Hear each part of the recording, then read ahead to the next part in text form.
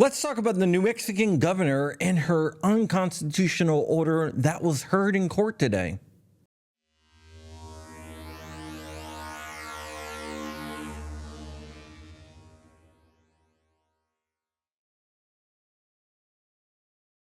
What's up, Wolverines? Welcome back to the channel. My name is John Crump, and this is John Crump News. You already know what I'm going to ask, so go ahead and sub to the channel. It helps with engagement. Engagement is key to the algorithm. That gets my voice out there, and you can help boost my signal.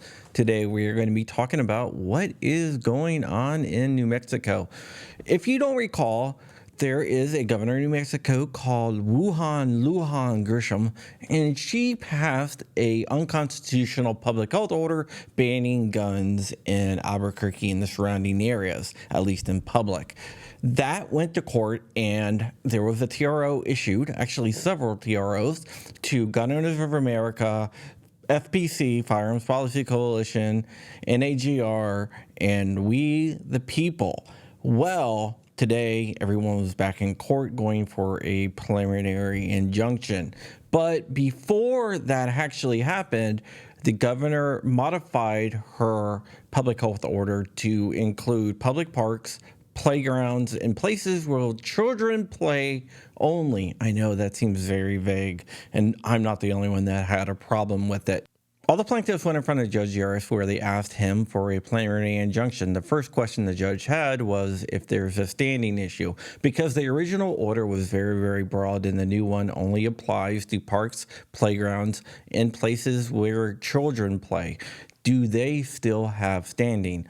All the plaintiffs argued that they did. We, the People, and NAGR actually filed supplemental briefs, so they definitely had standing. The judge then asked if the case was moot because the order has changed. The plaintiffs all pointed out that the governor has given interviews in multiple different press sources stating that she plans on bringing back the order eventually. The judge was not so sure that she actually was going to do that, and her attorney, Holly Angelania, said that she has no plans on bringing back the order, and she heard the judge loud and clear. But the plaintiff still had issues with other parts, such as the parks and playgrounds clauses in the rule. The judge asked Miss Angelania if the governor was planning to extend the order. She said that the governor was planning to extend the order for another 30 days and they would reconsider after that. She said it was going to be a data-driven answer to whether it gets extended past then.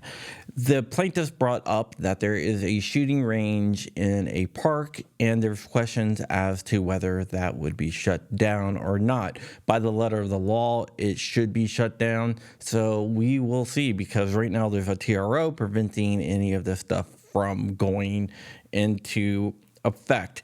They brought up Ezell versus Chicago. Rhonda Ezell sued Chicago over them banning shooting ranges within the city, and she won, so that was a great pull there. Now, let's go ahead and talk about the where children play thing. The judge agreed with the plaintiffs that the areas where children play thing was a little bit vague. He asked the defense what that constitutes. They gave an example of a pool and a community center. But she said it's definitely not a dump, even though she used to play at a dump when she was a kid. I guess her father was a garbage man or something like that. I am not really sure. She said, think of the kids, balance their interests against the interest of the gun owner in the gun lobby. The judge said he couldn't do that because Bruin says interest balancing is not a thing in Second Amendment cases.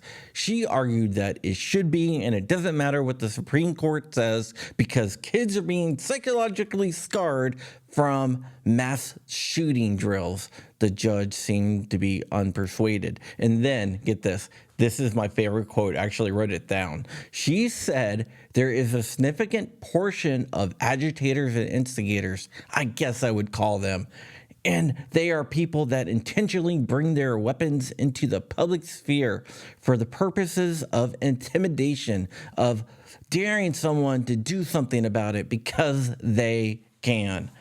All the cases are going to be combined now. GOA, We the People, and FBC are joining the NAGR case, and they get something called piggyback standing. So no matter what, they have standing now. The judge went away for about 15 minutes, and he decided that he is going to extend the TRO until October 9th. The original preliminary injunction is being denied because it's moot, because the original order doesn't exist anymore. But he would consider a preliminary injunction against the new public health order. He will decide that by the 9th, and the attorneys have until Friday to file 5-page supplemental briefs, which I am sure they will do. So this was actually a good day. The judge was harsh on both sides, but I think he gets the point, even though he might not be the most pro-gun. So we'll have to see what the court decide. It's going to be interesting right now. I would say it's going to be a coin toss, because she relied on emotion. If the judge does what the law states, then we are good to go.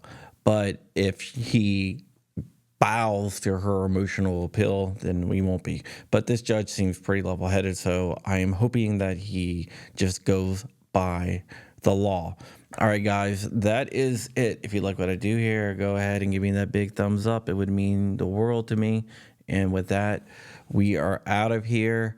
Stay ever vigilant, stay ever safe. Keep in the fight. We're gone. Bye. Wolverines, motherfucker.